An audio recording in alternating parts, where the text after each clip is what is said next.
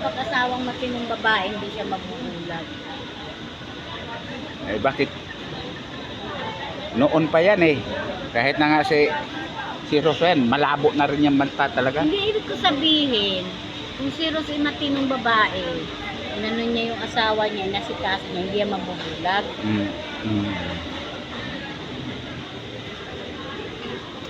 Malasakit Center dito sa may ano to, mga kabagis.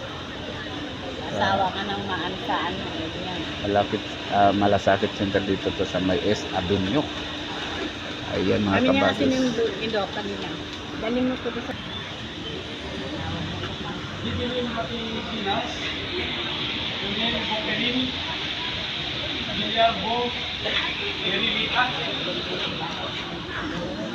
Salamat mga kabagis na sa wakas natapos na rin yung pag-oopera sa akin. Nagpapasalamat din ako sa Ama na lumikha na successful po yung ng ano po ngayon ng pag-opera sa akin na at bumabawi na yung mata ko, hindi na siya duling. Natuduling ako mga kabagis.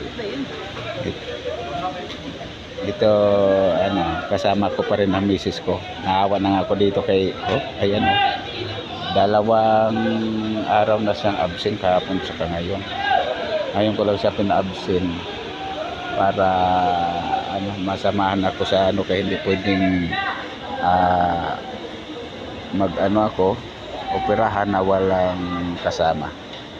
Ito, matyaga masyado yung asawa ko. Maraming salamat sa iyo, sa iyong suporta sa iyong asawa. Thank you. Okay mga kabagis, papirmahan ko lang tong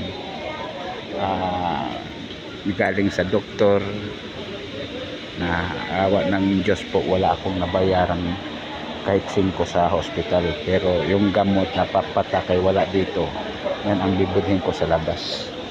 Okay mga kabagis, maraming salamat. Thank you, bye bye.